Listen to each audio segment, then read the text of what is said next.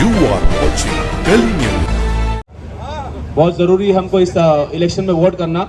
और बहुत ही लोग बता रहे हैं कि मेरे अब्बा कोशिश कर रहे थे, उनको लड़ने का मौका नहीं मिला। लेकिन अब जो लोग हमारे सामने है, ये हमारे गठबंधन के साथी है। देखिए, कौन क्या बन जाए ये जरूरी नहीं है, कौन क्या कर जाए ये जरूरी है। तो हमारे को इनको सपोर्ट करना है। और बहुत सारी चीजों में अमीन अंकल, बहुत सारी चीजों में हम जो साथ, कुछ चीजों पे हमारा ईमान है, जिसमें कदर है कि कदर है, नसीब में होगा तो होगा। हज़रत उमर रज़ी अल्लाह अन्हु फरमाते, जो तुम्हारा है वो दो पहाड़ के नीचे से आ जाएगा, जो नहीं है दो होठ के बीच में से नहीं आएगा। तो जो मौका मिलता है मेहनत करते रहते हैं, मेहनत करेंगे इंशाल्लाह। और अमीन अंकल आपने एक इंटरव्यू में कहा था कि यूसुफ भाई मेरी फैमिली है। मैंने वो इंटरव्यू सुना था, उस दिन तय कर लिया था इंशाल्लाह हक अदा करेगा। मेरी पूरी फैमिली, जहां जहां हमारे रिश्तेदार ताल्लुकात है मुंबा देवी में, हम सबको अपील करते हैं कि प्लीज 20 तारीख को सुबह जाकर वोट डालें। और जहां जहां हमारे फैमिली बाइकल्ला के अंदर है, मनोज भाई की वाइफ उस दिन मेरे घर पे आए थे मेरी मम्मी का आशीर्वाद लेने के लिए। तो मेरी मम्मी ने बोले, बेटा मैंने दुआ दी, अभी तुम लोग उसको पूरा करना। तो इंशाल्लाह आने वाले वक्त पे 23 तारीख को ये दोनों फिर से अमीन अंकल फिर से चौथी बार जाएंगे इंशाल्लाह असेंबली में, और मनोज भाई पहली बार जाएंगे। तो प्लीज सपोर्ट कीजिए। शुक्रिया, अस्सलाम वालेकुम। इनकी ऊपर की नस यूसुफ अलानी साहब से दरखास्त है कि अपने ख्यालात क्या जाते हैं। अस्सलाम वालेकुम। देखिए, बहुत शांति से आप लोग बैठे हैं। जो हंगामा मैं चाहता हूं अभी तक हुआ नहीं है, अब वो हंगामा होना चाहिए। सब लोग खड़े रहकर जोर से ताली बजाइए और इनको वादा कीजिए कि 20 तारीख को आप सब मिलकर उनको वोट करेंगे। दोनों उम्मीदवार को जोर से ताली बजाइए। और इस बार आपको रिकॉर्ड करना है, इतने वोट दीजिए कि इनको एहसास हो जाए कि मेरी कौम मुझे इतना चाहती है और ये कौम हमको चाहती है। तो दोनों मेरे बहुत काम करेंगे आपके लिए। अब आप बैठ जाइए। जिंदाबाद। देखो, एक बात समझ लीजिए कि इलेक्शन 20 तारीख को है। आपको सिर्फ 5 मिनट काम करना है। आपका वोट बहुत कीमती है। आपको 5 मिनट जाकर अपने वोट का हक अदा करना है। अगर यहाँ बैठा हुआ जो आदमी मेरी बात सुनता है, उसके पूरे खानदान का अगर वोट नहीं गिरा, एक भी वोट मिस हुआ, तो समझना कि आपने गलती की है।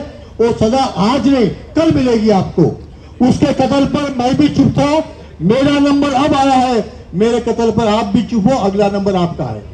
अगर आपने वोट नहीं दिया, तो अगर इसके बाद आपकी कौम पर जुल्म होता है, ज्यादती होती है या कोई ऐसी बात होती है, तो उसका जिम्मेदार हमारा एमएलए नहीं रहेगा, उसके जिम्मेदार हम रहेंगे, क्योंकि हमने 20 तारीख को काम नहीं किया।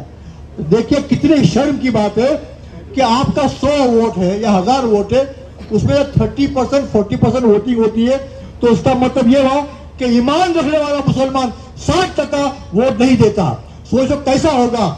जो आदमी ऐसा है वो अब समझ ले कि मैं गद्दार हूं कौम का। क्या है वो कौम का गद्दार है जो वोट नहीं देता। सही बात है कि नहीं? आपका जवाब आना चाहिए, जोर से जवाब आना चाहिए। जो वोट नहीं दिया वो क्या है? बिल्कुल सही है।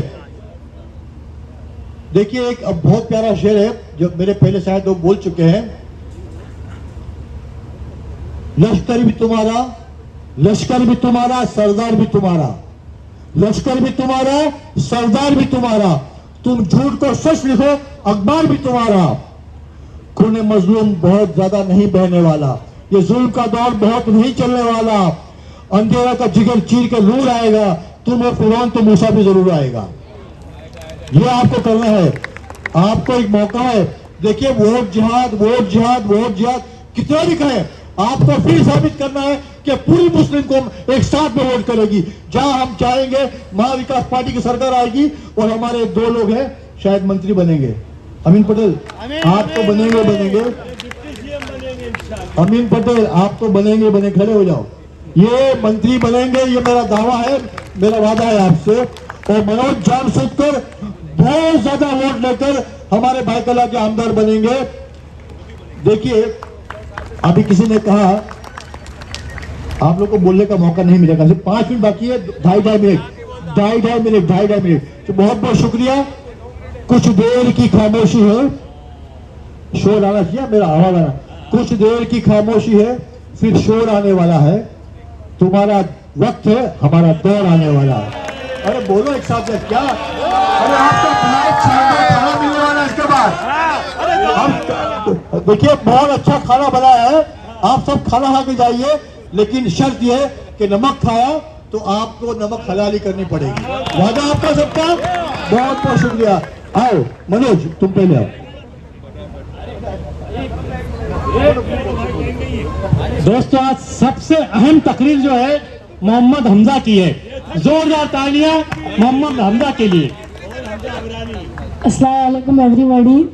मैं यूसुफ अबरानी का पोता हूँ, शहजाद यूसुफ अबरानी का बेटा हूँ और मेरा नाम मोहम्मद हमजा शहजाद यूसुफ अबरानी है। मैं आप लोग सबसे ये रिक्वेस्ट करना आया हूँ इधर कि 20 नवंबर को हमारे 2 कैंडिडेट कांग्रेस से अमीन पटेल अंकल लड़ रहे हैं, उनको वोट करना।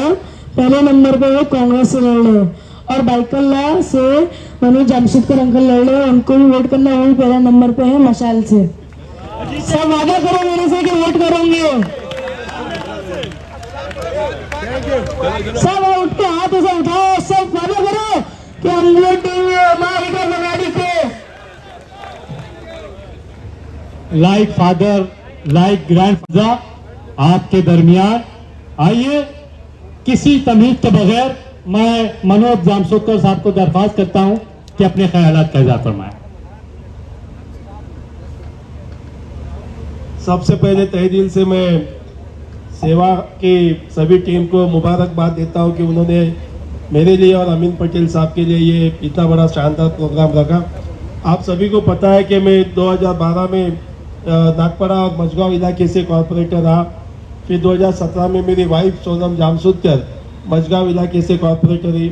जिस तरीके से हम लोगों ने मझगांव नागपड़ा इलाके में काम किया, उस काम को मद्देनज़र रखते हुए सभी आवाम ने जिस तरीके से साथ दिया, आज भी लोग याद करते हैं कि नागपड़ा और मझगांव के लोग कि हम लोगों ने जो काम को ठीक से सहारा, उसकी दुआ से आज मुझे एमएलए के लिए यहाँ से महाविकास आघाड़ी का करके कैंडिडेट करके मिला गया। मोबिन कुरैशी साहब ने सही बात बताया कि मेरे आने के बाद में लालबाग परेल होगा, मझगांव होगा, नागपड़ा होगा, मदनपुरा ये जुड़ जाएगा। ऑलरेडी जुड़ गए। मैं आपको बताना चाहता हूँ मोबिन कुरैशी साहब, यहाँ पे काफी लोग नागपड़ा के भी लोग हैं, मझगांव के भी लोग हैं। जिस दिन मैं नागपड़ा में कॉर्पोरेटर करके काम चालू किया, उसके बाद जब भी मझगांव के अंदर कोई भी फंक्शन होता था, चाहे हमारा रिलीजन फंक्शन होता था या कोई भी फंक्शन आता था, तो नागपाड़ा की आवाम मेरे इनविटेशन के ऊपर सभी लोग मझगांव में आते थे, तारवाड़ी में आते थे और उसी तरीके से आना जाना चालू हुआ था। आज भी मैं वादे के साथ कहता हूँ कि मदनपुरा के और मझगांव के बीच में जो भी छोटी मोटी, अब कोई दूरी है नहीं, लेकिन छोटी मोटी जो भी दूरी होगी वो मेरे एमएलए बनने के बाद पूरी होगी।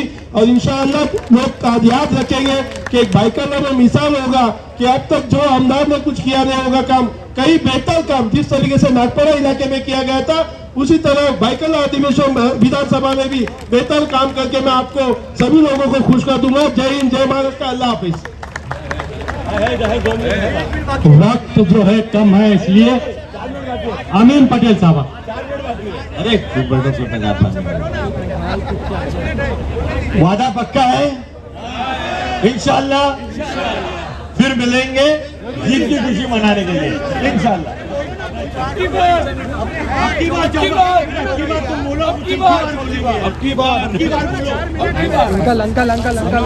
सेवा के प्रेसिडेंट, इनके सभी अहदेदारान, खास करके राजपूत जी, हमारे हरियाणा के आमदार, हमारे पटनी साहब, डॉक्टर सोलकर साहब, यूसुफ भाई, हमारा नया मुकर्रर हमजा, शहजाद भाई, सभी यहाँ पर मौजूद मेरे अजीज बुजुर्गों, भाइयों बहनों, दोस्तों और साथियों, अब की बार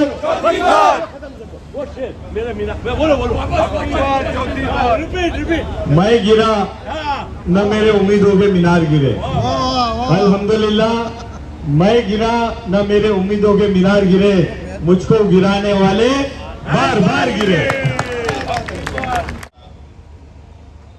कांग्रेस पार्टी की सोच और जहां जहां भी कांग्रेस पार्टी हमेशा उसकी सदारत करते हुए मार्गदर्शन और मार्गदर्शक के रूप में उपस्थित रहते हैं, ऐसे हमारे आदरणीय नेता सलमान खुर्शीद साहब, आपके हमारे बहुत ही अजीज और जिन्होंने ना ही सिर्फ समाज के लिए लेकिन विधानसभा में भी आपकी आवाज को बहुत ही बुलंदी के साथ महानगर पालिका और विधानसभा में समय समय पर रखा और समाज के तंजीम के भलाई के लिए एनजीओज के साथ मिलकर लोगों के कल्याण का काम सतत 24 घंटे करते रहे हैं, ऐसे आदरणीय यूसुफ साहब, मंचासीन उपस्थित हमारे अखिल भारतीय कांग्रेस कमेटी के राष्ट्रीय प्रवक्ता भाई सुरेंद्र ठाकुर जी, यहाँ पर उपस्थित हमारी बहन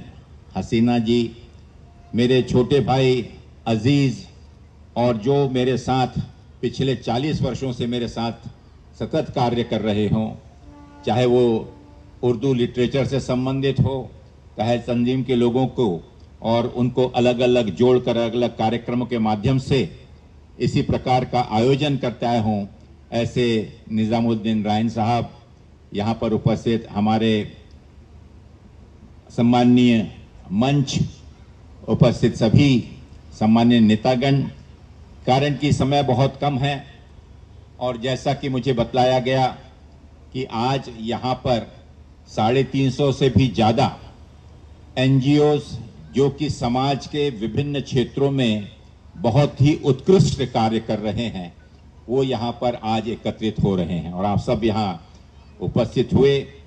मुझे आज से 2 दिन पहले मेरे अनुज, मेरे प्रिय भाई निजामुद्दीन राय साहब के साथ में एमआरसीसी में चर्चा हो रही थी और उस समय उन्होंने अंदाज दिया और विशेष रूप से मुझे आमंत्रित करते हुए उन्होंने इस चीज का एक मशवरा पेश किया कि आज के इस कार्यक्रम में, इस जलसे में विशेष रूप से आप सभी से मिलने का मौका मिलेगा और मैं हाजिर रहूं। तो मैंने उन्हें खुले रूप से कहा था कि ये मेरे लिए सौभाग्य की बात होगी और मैं भाई निजामुद्दीन साहब का और भाई यूसुफ जी का, ये दोनों का तहे दिल से आभार व्यक्त करता हूं कि आज खुशनसीबी से मुझे आप सब लोगों के साथ यहां पर मुलाकात करने का मौका मिला। साथियों, आज ये बैठक बहुत ही विशिष्ट लोगों की बैठक यहां पर बुलाई गई है और जैसा मुझे आदरणीय यूसुफ साहब ने कहा और हमारे निजामुद्दीन साहब ने मुझे इसकी कल्पना दी कि पूरे देश में और विशेष रूप से आसपास के पूरे राज्यों में एनजीओज के माध्यम से जो काम होता है और आवाम की आवाज को, और ना ही सिर्फ आवाम के बल्कि आम लोगों के भी मदद के लिए, चाहे वो शिक्षा का क्षेत्र हो, चाहे कैंसर का क्षेत्र हो, चाहे किसी और भी मुसीबत में लोगों की मदद करने की बात हो, समाज के हर क्षेत्र में यहाँ जो एनजीओज आए हुए हैं और यहाँ से ही नहीं बल्कि हमारे पड़ोसी राष्ट्रों में भी जो बसे हुए हैं उनके साथ भी एक संबंध स्थापित करते हुए और समाज की बरकत के लिए, समाज की बढ़ोतरी के लिए, लोक कल्याण के लिए आप सब लोग अपने तरफ से इस कल्याण के काम में जो भी योगदान होता है अपने अपने स्तर पर करते हैं। मुझे खुशी इस चीज की है कि भाई निजाम साहब ने जो यहां पर कहा कि समय समय पर देश के भाईचारे को एक गंगा जमुना तहजीब, जो कि गंगा जमनी तहजीब जो कि मैं समझता हूं कि हमारे इतिहास में और हिंदुस्तान के भाईचारे को मजबूत करने के लिए हमेशा एक बहुत ही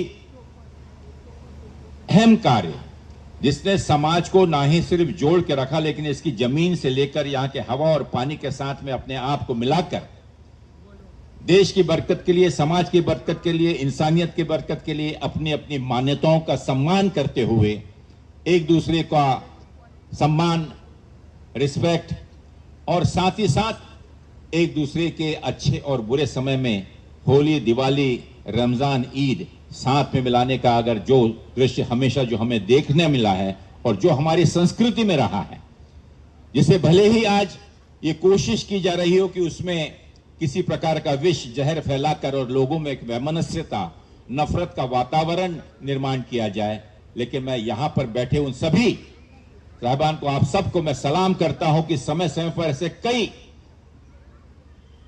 तरह से आपको प्रोत्साहित करने का, आपको भड़काने का, समाज के अंदर में आग फैलाने का, जहर फैलाने का कार्य जो सतत पिछले 10 सालों से तो बहुत ज्यादा जो चल रहा है, उसे शांत करने का और उस आग में पानी डालने का काम जिस संयम के साथ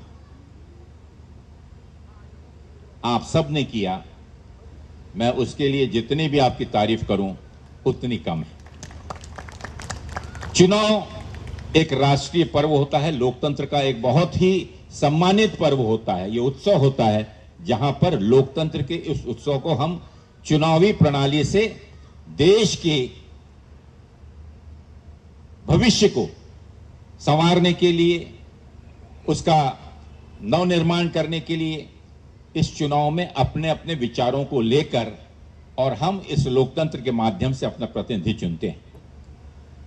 मैं बधाई देना चाहूंगा विशेष रूप से महाराष्ट्र और उत्तर प्रदेश के हमारे सभी भाइयों को कि आज और इस जलसे में मैं आपसे नम्र निवेदन सिर्फ 3 बातों की मैं करना चाहूंगा, कारण कि मैं बहुत लंबी चौड़ी तकरीर करने के लिए यहां पर उपस्थित नहीं हुआ हूं। सभी महानुभाव यहां पर बैठे हुए आप सब लोग मुझसे ज्यादा सामाजिक जीवन और राजनीतिक जीवन का अनुभव लेते हुए समाज को जोड़ने के लिए आप लोग सतत कार्यरत हैं।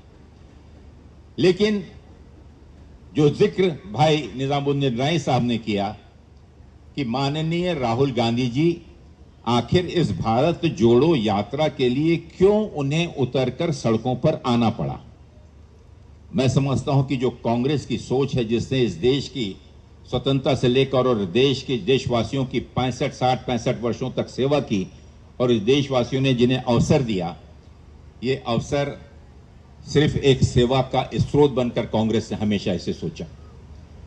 लेकिन जब विपक्ष में रहकर और देश में हो रहे अत्याचार, अनाचार और एक अनकही आपातकालीन स्थिति का एहसास जब इस देशवासियों को सतत हो रहा था, और किसानों की हो, बेरोजगारों की हो, हमारे महिलाओं पे हो रहे अत्याचारों की हो, जब जब इस प्रकार के अत्याचार का जिक्र चाहे संसद हो या सड़क पर हो, आप सब जानते हैं कि आज का वर्तमान में स्थापित केंद्र सरकार माननीय नरेंद्र मोदी जी के नेतृत्व में भारतीय जनता पार्टी वाली सरकार, एनडीए सरकार, विपक्ष का नेता जब कोई समस्या को लेकर या जनता से जुड़ी हुई किसी बात को रखना चाहते तो उनका माइक भी बंद कर दिया जाता है।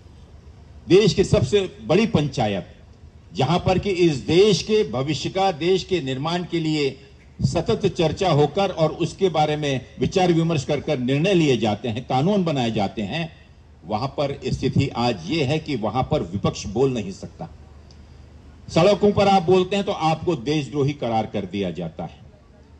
महिलाओं पर अत्याचार हो रहे हैं, अगर आप उसके विरोध में आवाज उठाते हैं तो जहां जहां हो सकता है, अगर वो विशेष किसी कौम का हो, तो उस बात को एक बतंगड़ बनाकर किस प्रकार से समाज को विचलित और आपस में भड़काया जा सकता है, उसके लिए उसका उपयोग किया जाता है।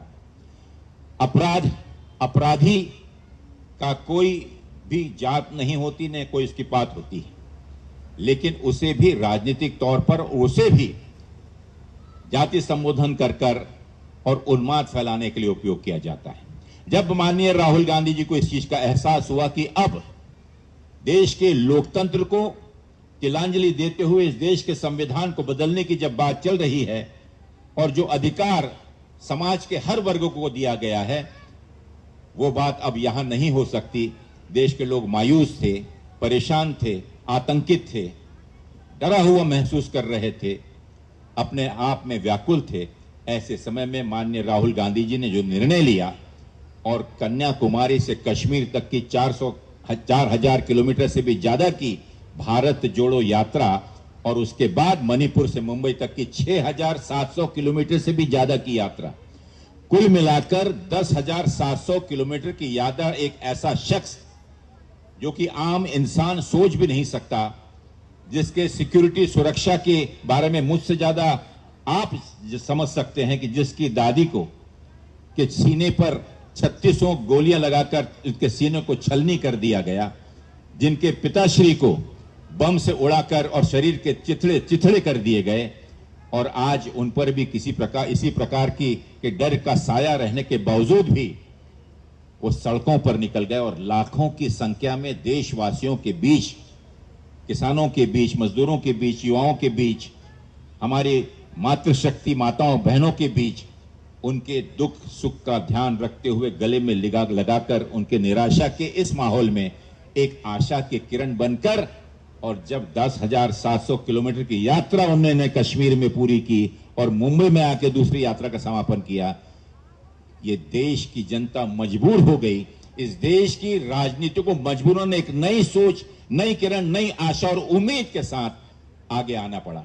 और मैं बधाई देना चाहूंगा आपको कि पिछले चुनाव में जिसका जिक्र भाई निजाम साहब ने यहां पर किया, निश्चित रूप से एक बड़ी ताकत के रूप में लोकतंत्र को बचाने का कार्य हमारे इस कौम ने बिना किसी डर खौफ के किया और बहुत ही शांति से किया। लेकिन आप ये सोच लीजिए कि जहां पर मात्र 54% वोट देकर आप 400 पार के नारे को 240 में रोक सकते हैं, अगर आज यहां पर बैठे आप सब मार्गदर्शक से मैं निवेदन करना चाहूंगा कि अगर ये 54% को अगर आप 70% कर देते या इस चुनाव में अगर कर दें, तो शायद पार्लियामेंट में आज 240 की जगह वो 170 पर रुक जाते। और मैं आपसे ये वादा लेना चाहूंगा कि एक बहुत ही महत्वपूर्ण जिम्मेदारी जो आप सब कर ही रहे हैं, लेकिन मैं निवेदन करना चाहूं कि गौर कर इन 3 बातों पर हम गौर करें। एक, चुनाव का प्रतिशत। आपका हर एक चुनाव लोकतंत्र को बचाने के लिए, इस देश के संविधान को बचाने के लिए और इस देश के भाईचारे को मजबूत करने के लिए जितने प्रतिशत बढ़ेगा, इन 3 मुख्य मुद्दों पर इस देश को, समाज को, भाईचारे को, संविधान को, हमारे लोकतंत्र को आप मजबूती प्रदान करेंगे। क्योंकि जितनी शिद्दत के साथ हम ये कोशिश करें और आपकी आवाज जो है वो फरमान और फतवा होता है, ये मैं जानता हूं कि आपने जो नाम कमाया हो, आपने जो इज्जत कमाई हो, यहां बैठा हुआ हर एनजीओ इस चीज की ताकत रखता है कि अगर वो कोई सोच ले तो उसे करना बहुत असंभव नहीं। तो मेरा पहला निवेदन है कि हमारे इस वोटिंग परसेंटेज को जो आज 54% था और जिसने इस 400 की विजय रथ को उत्तर प्रदेश और महाराष्ट्र में रोक दिया, आज महाराष्ट्र की भ्रष्ट सरकार को अगर रोकना है तो इस 54% को उठाकर आपको कम से कम 80-90% ले जाना है। ये सबसे बड़ी चुनौती और जिम्मेदारी हम लोगों की।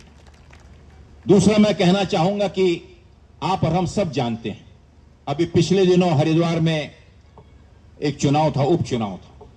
हमारे भाई काजी निजामुद्दीन साहब, जो कि एक बहुत ही सम्मानीय शख्सियत है और उस परिवार ने 11 बार उस विधानसभा का प्रतिनिधित्व किया है। पिछले बार बहुत कम मतों से हार गए थे। उपचुनाव था, पिछले महीने हुआ, लेकिन उसके वीडियोज अगर आप देखेंगे तो आप हैरान रह जाएंगे कि सुबह 11 बजे से ही पुलिस हर बूथ पर जाकर और लाठीचार्ज करते हुए बिना किसी कारण के, बिना किसी मसले के, और वोटरों को मतदान में जाने के लिए रोक रही थी। और खुलेआम रूप से इलेक्शन कमीशन के जो भी जिम्मेदार अधिकारी थे, पुलिस थे, वो आंख बंद कर मुख्य दर्शक बनकर बैठी हुई थी। आप सब जानते हैं कि आज जितनी भी संवैधानिक संस्थाएं ये कठपुतली बनकर रह गई हैं, और इसीलिए हम अपने आप को संवैधानिक संस्थाओं के प्रति जो हमारी श्रद्धा थी, जो विश्वास था, आज हमें बहुत कमजोर महसूस होता है। चाहे न्याय व्यवस्था हो, पुलिस व्यवस्था हो, हमारे प्रशासनिक व्यवस्थाएं हों, हम सब इस चीज को महसूस करते हैं। लेकिन उसका तोड़ क्या है? आपस में एक दूसरे को शिकायत करने से नहीं होगा। आवश्यक यह है कि अगर मतदान सूची में जो नाम हुए करते थे, आप और हम सब जानते हैं कि एक मिशन के रूप में आरएसएस के कार्यकर्ता, भारतीय जनता पार्टी के कार्यकर्ता और अलग अलग एनजीओ के नाम से, इवन यहां तक कि इलेक्शन कमीशन के अधिकारी, बूथ स्तरीय ऑफिसर जिन्हें हम कहते हैं, वह आपको मालूम भी नहीं पड़ेगा और मतदान सूची से सैकड़ों की संख्या में नाम विशेष समुदाय के गायब हो जाते हैं। आज हमारी जिम्मेदारी है, हमारे एनजीओ के उन सब जिम्मेदार पदाधिकारियों की, आप सब नेतृत्व की जिम्मेदारी है कि आज 3 दिन चुनाव के रह गए हैं, इन मतदान सूची के अंदर इस चीज को आश्वस्त करें कि हमारे रिश्तेदार, भाई, मित्र, समाज और मोहल्ले में रहने वाले साथियों का अलग अलग हर क्षेत्रों में अपने लोगों को आप बेचकर यह चीज को पहले आश्वस्त करिए कि मतदान सूची में हमारे परिवार के सभी मतदाताओं के नाम वहां पर प्रॉपर तरीके से शामिल हैं या नहीं। अगर कोई छूट भी जाते हैं तो इस चीज का प्रावधान है कि आप ऑब्जेक्शन लेकर अगर आपके नाम पहले रह चुके हैं तो आपको ऑन द स्पॉट मतदान देने का अधिकार वहां के बूथ ऑफिसर को, वहां के मतदान अधिकारी को है। और इसकी जागृति, इसकी जानकारी अपने हर मतदाताओं को देने की कोशिश करें। और मेरी तीसरी बहुत ही छोटी सी एक निवेदन आप लोगों से है कि आप और हम सब जानते हैं, चाहे आदिवासी क्षेत्र हो, चाहे हमारे ऐसे क्षेत्र जहां पर कि हमारी मुस्लिम आबादी या कहीं पर दलित आबादी ज्यादा होती है, और ऐसे क्षेत्रों के समूह जब निकलते हैं तो मैंने अक्सर देखा है कि उन्हें टारगेट कर उन्हें निशाना बनाकर उन क्षेत्रों के अंदर कोशिश की जाती है कि किस प्रकार से कम मतदान हो। जो हमारे दलित लोग हैं, पीड़ित लोग हैं, हमारे मुस्लिम समाज के ऐसे क्षेत्र एरिया हैं, क्योंकि वो जानते हैं कि वैचारिक रूप से ये ज्यादा जागरूक हैं और उनके इरादों को, उनके नापाक इरादों को यही मतदान उन्हें रोक सकता है। तो उनकी कोशिश होती है कि इस प्रकार के कम से कम मतदान कराए जाएं। तो पहला मुद्दा तो हमने चर्चा किया कि ज्यादा से ज्यादा मतदान कराएं, लेकिन कोशिश हमारी ये होनी चाहिए कि जब मतदान के लिए जाएं तो सुबह हम लोग पूरी लाइन लगा देते हैं, ये एक सुझाव के रूप में है। लेकिन अगर बट के अगर कम संख्या में जाएं और थोड़ा सा देर से जाएं ताकि उनको किसी प्रकार की बदमाशी या गलत कार्य करने का मौका ना मिले, तो मैं समझता हूं कि हम लोगों के लिए हम ज्यादा मतदान पूरे दिन भर बांटकर हम करवाएं और कोशिश करें कि इस मतदान के लिए वो किसी प्रकार का उन्हें मौका ना दें कि कहीं पर हमारी वेशभूषा को देखकर, कहीं हमारे गणवेश को देखकर, कभी हमारे क्योंकि उनके हमारे मंसूबे तो बहुत स्पष्ट हैं। यहाँ आपने ये कियोस्क लगा रखा हुआ है कि माय वोट फॉर, और नीचे में बड़े उससे लगा हुआ है कि महाविकास आघाड़ी MVA। साथियों, आप और हम सब जानते हैं कि आज इंडिया गठबंधन की स्थापना क्यों करनी पड़ी। कांग्रेस एक राष्ट्रीय पार्टी होने के बावजूद भी 288 में से मात्र 103 सीटों पर लड़ रही है। उत्तर प्रदेश में 80 लोकसभा में से कांग्रेस पार्टी ने मात्र 17 सीटों पर लड़ा। क्या आप जानते हैं कि कांग्रेस की ताकत उत्तर प्रदेश में सिर्फ 17 सीटों की लड़ने की है, या महाराष्ट्र के अंदर में 288 में से 103 लड़ने की है। लेकिन एक चीज जान लीजिए, कांग्रेस ही वो पार्टी और कांग्रेस का ही वो नेतृत्व है। और यहाँ खुद आदरणीय सलमान खुर्शीद साहब बैठे हुए, जिनका एक बहुत बड़ा योगदान इस सोच को मजबूती से आगे बढ़ाने के लिए कि आज लोकतंत्र को बचाने के लिए, भाईचारे को मजबूत और उसे पीड़ा से बचाने के लिए, संविधान को बचाने के लिए, लोकतंत्र को बचाने के लिए आवश्यक यह है कि हम ये समझें कि हमारा दुश्मन कौन है, ऐसे कौन लोग हैं जिन्हें हमें रोकना है। और उसके चलती है कांग्रेस नेतृत्व, कांग्रेस पार्टी के नेताओं ने निर्णय लेकर, भले ही वो आज 200 और 250 सीटों पर लड़ने में सक्षम हो, 157 सीट अपने आप में दर्शाती है कि वो मजबूती से लड़ सकते हैं, लेकिन 103 में लड़कर और अगर 50-55 सीट का त्याग किया है तो वो सिर्फ इसीलिए कि हमारा इसका जो उद्देश्य है कि हम अपने लक्ष्य की ओर, और दुश्मन कौन है लोकतंत्र का, उसको लक्ष्य कर पहले उसे हराएं। मैं बधाई देना चाहूंगा, आज मंच पर सलमान खुर्शीद साहब हैं, कोऑर्डिनेशन कमेटी के बहुत ही 5 लोगों की कमेटी ऑल इंडिया बेसिस पे, तो उसके एक मेंबर हैं। 2 महीनों तक सतत प्रयत्न कर अलग अलग देश की 36 राजनीतिक पार्टियां, क्षेत्रीय पार्टियां, राष्ट्रीय पार्टियां उनके साथ मिलकर तर्क वितर्क कर और आप समझ सकते हैं कि इस विचार को, जिन उद्देश्यों को लेकर इंडिया गठबंधन बना था, उसको अगर सही रूप में साकार करने का श्रेय अगर जाता है तो हमारी उस कोऑर्डिनेशन कमेटी के समन्वयक भाई सलमान खुर्शीद साहब, मुकुल वासनिक साहब, अशोक गहलोत जी उसमें थे, हमारे छत्तीसगढ़ के भूतपूर्व भूपेश बघेल जी थे, मोहन प्रकाश जी थे। लेकिन ये 2 शख्सियत सब कुछ छोड़कर और उसे सही जमला पहनाने के लिए, सही अंजाम तक पहुंचाने का कार्य इन लोगों ने किया। साथियों, ज्यादा वक्त ना लेते हुए मैं आप सब लोगों का पुनः यहाँ पर आप लोगों को प्रणाम करता हूँ। आप सब लोगों को बहुत बहुत शुभकामनाएं देता हूँ कि जिस भाईचारे को,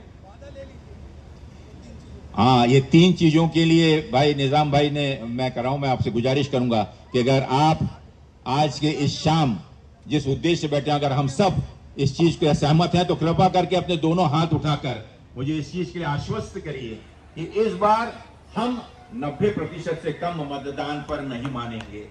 हम अपने वोटरों को प्रशिक्षित कर उन्हें जन जागृत कर और ज्यादा प्रोत्साहित करेंगे ताकि जो विजय रथ वादा और संकल्प यहाँ पर होना चाहिए। मैं आदरणीय यूसुफ साहब का, उपस्थित हमारे सभी आयोजकों का और विशेष रूप से एनजीओ के आप यहाँ बैठे हुए सभी सदारत यहाँ पर जो नेतृत्व यहाँ बैठा हुआ है उसे मैं प्रणाम करता हूँ और आप लोगों का धन्यवाद देता हूँ। बहुत बहुत धन्यवाद। मुझे आदरणीय कांग्रेस अध्यक्ष जी को लेने जाना है, अन्यथा यहाँ पर आप लोगों के बीच आपके विचार सुनने का और मैं इसका लुत्फ उठाता। बहुत बहुत धन्यवाद। जय हिंद, जय महाराष्ट्र। और ये एनजीओज की सबकी नज़रें यूसुफ अबरानी साहब के पास है और उनके बोलने पर यहाँ पर आए हैं क्योंकि हम सब लोग देखना चाहते थे इस इलेक्शन में एडवोकेट यूसुफ अबरानी को कैंडिडेट के तौर पर, लेकिन उन्हें पता नहीं सीट नहीं मिली। उसके बावजूद भी यूसुफ अबरानी साहब अपने तमाम साथियों के साथ मिलकर तमाम एनजीओज को बुलाकर महाविकास आघाड़ी के लिए काम कर रहे हैं।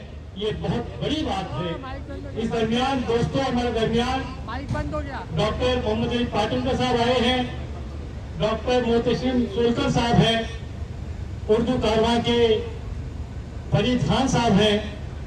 आइए एक ऐसी आवाज जो उत्तर प्रदेश की गलियों में मानवीय कमीशन के चेयरमैन के हैसियत से गूंजती रही है, एक बहुत प्यारी आवाज जिसका अंदाज बहुत निराला, जिसकी आवाज बहुत बुलंद, ऐसी शख्सियत को हम आपके सामने पेश करना चाह रहे हैं। नाम है ताहिर अशरफी। ये कहने की ज़रूरत नहीं कि मुफीदुल अतमा के आप चेयरमैन हैं और मुफीदुल अतमा मीरा रोड में एक बहुत बड़ा स्कूल चलाता है। तकरीबन 2 से 2,500 बच्चे वहाँ पढ़ते हैं। उसकी क़यादत करने वाले ताहिर अशरफी साहब से दरख्वास्त है कि अपने ख्यालात का इज़हार फरमाएं।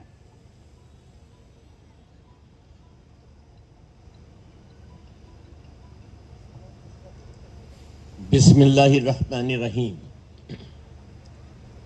लायक एहतराम आली जनाब यूसुफ अबराहानी साहब, इस पूरे मुल्क में आप भी अपनी इस उम्र में पहली बार मेरी ये बात सुन रहे हैं। सलमान साहब, पहली बार आप भी सुन रहे हैं। सलमान का मतलब होता है कंपेनियन।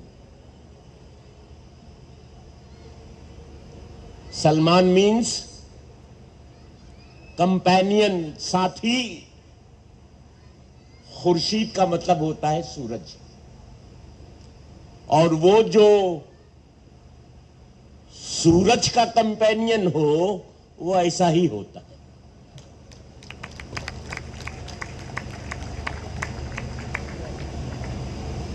बाकी तमाम लोग यूसुफ अबराहानी साहब के तमाम मेहमानों का अगर मैं नाम लेकर सबको खुर्शीद की रोशनी में नापने लगूंगा तो मैं समझता हूं खाना ठंडा हो जाएगा।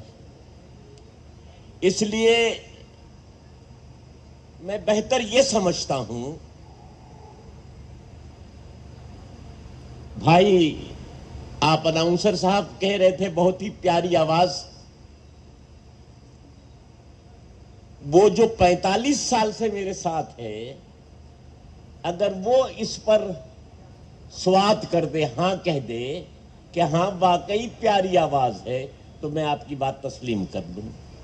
वो जो घर में है 45 साल से है, मुझे ये कहना पड़ता है कि तुम्हारी आवाज अच्छी। हम सब जिनके मुरीद हैं वो हमारे घरों में हैं और यही हमारे ईमान वाला होने का की दलील है। दोस्तों, ये बात तो आगाज की है। ये जलसा जो यूसुफ अब्राहनी ने किया है, ये नई बात नहीं है इनके लिए। यूसुफ के लिए चमकते रहना, खूबसूरत दिखाई देना, खूबसूरत जलसे करना, ये इनकी आदत है। ये जलसे यहाँ मुसलसल ये जगह मखसूस हो गई है। और सबसे अच्छी बात ये होती है कि इस जलसे के बाद जो खाना मिलता है वो भी बहुत लजीज होता है। तो ये जलसा मैं चाहता था कि यूसुफ भाई किसी से कहते कि वो जाम सुतकर से कहते कि वो चले आते यहां। जाम सुतकर साहब शिवसेना के उम्मीदवार हैं और जाम सुतकर उस इलाके के उम्मीदवार हैं जिस इलाके में हम यूसुफ भाई और यहां बहुत सारे लोग अहबाब हैं जो बाइतुल्लाह कॉन्स्टिट्यूएंसी में रहते हैं। बाइतुल्लाह की वो कॉन्स्टिट्यूएंसी जहां हम चाहते थे कि कांग्रेस यूसुफ अब्राहनी साहब को टिकट दे, और मैंने बहुत छोटी सी हैसियत में कुछ कांग्रेसी लीडरों से कहा था कि आप सिर्फ यूसुफ भाई के नाम का ऐलान कीजिए और ये लिख लीजिए कि असेंबली में ये सीट कांग्रेस जीत जाएगी। लेकिन अनफॉर्चुनेटली पार्टी जो तय करती है, पार्टी की तमाम पॉलिसीज पर अमल करना पड़ता है। ये सीट कांग्रेस लड़ ही नहीं रही। जब ये सीट गठबंधन में, यूटी में उद्धव ठाकरे साहब के पास चली गई तो उद्धव ठाकरे ने मुझसे कहा, ताहिर भाई वहां यूसुफ भाई तो हैं, इसलिए अगर मेरा जलसा ना भी हुआ तो चलेगा। यह खुद उद्धव को इस बात का एतमाद है कि अगर बाइतुल्लाह कॉन्स्टिट्यूएंसी में उद्धव ठाकरे आकर जलसा ना करें तो कोई मसला नहीं है, क्योंकि उन्हें मालूम है कि वहां यूसुफ अब्राहनी मौजूद है। तो मैं चाहता था कि अगर यूसुफ भाई अपने किसी या यहां मजमे में से कोई आ रहे हैं ताकि जाम सुतकर का 2-4 तोला खून बढ़ जाए ना, वो कम से कम ये तो देख ले कि अगर मशाल इसलिए जलाई गई है कि दुश्मनी की आग बुझा दी जाए, मोहब्बत की रोशनी को आम किया जाए, तो वो आकर देखे कि मोहब्बत के नाम पर यहां ला इलाहा इल्लल्लाह कहने वाले किस तरीके से उसकी हिमायत में जमा है। और पूरे बाइतुल्लाह कॉन्स्टिट्यूएंसी का यह हाल है, पूरे बाइतुल्लाह कॉन्स्टिट्यूएंसी का यह हाल है। हमारी बहनों का, हमारी माओं का घर घर चाली, वो चालियों का इलाका है, पुराना इलाका है, फ्लैट सिस्टम कम है, अभी टावर्स ज्यादा बने नहीं हैं। चालियों के उस इलाके में औरतों की टीम औरतों के पास जाकर ये कहती है कि अपने घर का चूल्हा बाद में जलाइएगा, बूथ पर जाकर पहले मशाल रोशन कर दीजिएगा। हमारी वो माए बहनें जो बूथ पर पहले जाकर मशाल रोशन करने की बात कर रही हैं, इंशाअल्लाह ताला अल्लाह रब्बे करीम हमें हमारे उस मकसद में कामयाब करेगा। हम यकीनन उस सीट को निकाल कर ये साबित करेंगे कि जब आप मोहब्बत की बात करना शुरू करोगे तो फिर हम मोहब्बत का अमली सबूत देना जानते हैं। दोस्तों, एक नया माहौल उद्धव के बयान की वजह से, उद्धव के अखलाक की वजह से, उद्धव की जो बयानात हैं और जो मामलात हैं उसकी वजह से एक नया माहौल इस बंबई शहर के अंदर पैदा हुआ है, जहां नफरत को मिटाकर मोहब्बत की फिजा को आम करने की बात की जा रही है। अमलन वो अपने तौर पर जिस उम्मीदवार को यहां दिए हैं, मैं पर्सनली उसे जानता हूं, इसलिए कि वो नागपाड़ा हल्के से जे हॉस्पिटल के कॉरपोरेटर रह चुके हैं, मुस्लिम इलाके के कॉरपोरेटर वो रह चुके हैं। और ये जलसा जो बिलखुसूस जनाबे सलमान खुर्शीद शाह साहब की मौजूदगी में हो रहा है, मैं ऐसा समझता हूं कि सलमान खुर्शीद साहब का आना एक नेक फाल साबित होगा जामशुदकर के लिए। वाखिर दावाना अनिल हम्दुलिल्लाहि रब्बिल आलमीन। हाथ है, उनमें सबसे बड़ा हाथ सलमान खुर्शीद साहब का है। जोरदार तालियां इस काम के लिए, इस बात के लिए। मैं इन्हीं अल्फाज के साथ सलमान खुर्शीद साहब से दरखास्त करता हूं कि आए अपने ख्यालात का इजहार फरमाएं। सलमान खुर्शीद साहब, अभी इंडिया इस्लामिक कल्चर सेंटर के भी आपने अपने हाथ में जिम्मेदारी ली है। हमें उम्मीद है कि आने वाले दिनों में आप बहुत बड़ा काम करेंगे इंशाअल्लाह। बहुत बहुत शुक्रिया जनाब। मोहतरम सदर जनाब यूसुफ अब्रानी साहब, हमारे मंच पर सभी मौजूद साथी और यहाँ समाईन हज़रात, माज़रत के साथ मैं अपनी इस तकरीर का आगाज़ करना चाहता हूँ। आपसे मदऊ हो रहा हूँ। यहाँ अरसे से झारखंड और महाराष्ट्र पे तवज्जो हम लोगों की रही है और मुझे हुक्म मिला कि मैं महाराष्ट्र आऊँ और यहाँ पर कई जगह इलेक्शंस पे पहुँचने की कोशिश है। अभी बांद्रा में एक जलसा है, उस जलसे में पहुंचकर वहाँ से फिर वापस एयरपोर्ट पर जाना होगा। कल सुबह कोर्ट में केसेस रखे हैं। जो दिल्ली में राइट्स हुए थे, जो फसाद हुए थे दिल्ली में, बहुत सारे मासूम लोग उसमें फंसे हैं। एक वो केस सुप्रीम कोर्ट में आया है और कल सुबह 10:30 बजे उस केस की बहस भी करनी है। तो इसलिए कुछ वक्त आपके साथ और कुछ वक्त सुप्रीम कोर्ट के साथ गुजारना लाजमी है। तो इसलिए मैं आपसे माज़रत चाहता हूं कि बहुत जल्दी यहाँ से रवाना होना पड़ेगा।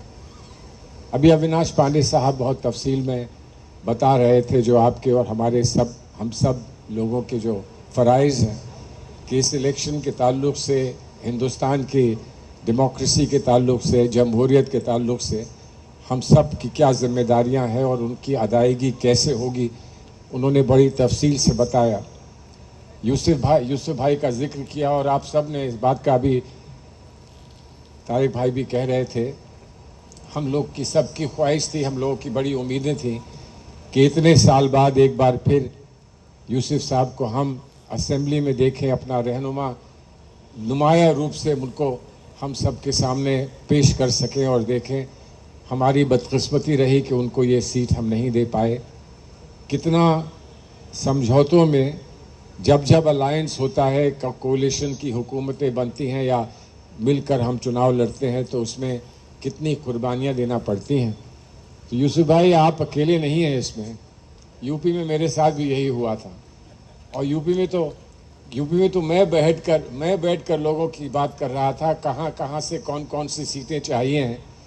लेकिन मुझे जो मेरी तालीम रही है और जो तरबियत मेरी रही है, जब फर्रुखाबाद का नाम आया तो मैं उठकर बाहर चला गया और मैंने कहा कि नहीं, यहाँ और मेरे दोस्त हैं, वो सब आपसे बात कर लेंगे, मैं बाहर चला जाता हूँ। जब मैं लौट कर आया तो मेरी सीट भी जा चुकी थी। बहुत कोशिश करी लेकिन फर्रुखाबाद नहीं मिली। बहरहाल हमको ये मालूम है कि आपकी सीट बायकल्ला गई, मेरी सीट फर्रुखाबाद गई, लेकिन हमने अपना नाम तारीख़ में वहाँ लिखवा लिया जहाँ आने वाली पीढ़ी ये कहेगी, आने वाली कौम ये कहेगी कि अगर हिंदुस्तान के आइन को बचाने के लिए और हिंदुस्तान के किरदार को बचाने के लिए, सेकुलर किरदार के बचाने के लिए कुछ लोगों की खिदमत थी, कुछ लोगों की कुर्बानियाँ थीं, तो उसमें आप और हम एक साथ ही अपना नाम देखेंगे, एक साथ ही हमारा नाम रहेगा। बहरहाल आज सवाल में तवज्जो सिर्फ और रोशनी इस बात पे नहीं डालना चाहता हूँ कि हम कैसे अपना पूरा वोट बड़ी पाबंदी के साथ और बड़ी हिम्मत के साथ पूरा वोट हम अपना पढ़वा दें। पड़ेगा, यकीनन पड़ेगा। आपने इसका एक ट्रेलर हमको असेंबली पार्लियामेंट इलेक्शन में दिखाया था। यकीनन आपका वोट पड़ेगा और मुझे इतनी ख़वातीन यहाँ मौजूद हैं, उन सब को देखकर हिम्मत बड़ी बढ़ जाती है कि अभी यहाँ कहा यह जा रहा था कि चूल्हा घर में ना जल पाए, चूल्हे को रोक दो और पहले वोट डाल दो। तो यहाँ चूल्हा जो जला सकता है या जिसके कहने पर चूल्हा जलता है वो यहीं आ गया, तो चूल्हा कहाँ जलेगा। पहले तो वोट पड़ेगा, हमको पूरा ऐसा यकीन है, और वोट कामयाब भी करेगा हमारे सारे उन साथियों को जो इस वक्त चुनाव लड़ रहे हैं। लेकिन मैं आपसे दिल की एक बात कहना चाहता हूँ, आप यहाँ NGOs हैं, आपको ज़मीन की हकीकत से का अंदाज़ा है। जो मासूम लोग हैं, जो मजलूम लोग हैं, उनकी आप लोग मदद करते हैं, यहाँ से मदद होती है। मैं जानता हूँ कि यूसुफ भाई और इनके ख़ानदान के लोग कितनी मदद किया करते हैं, सब जानता हूँ।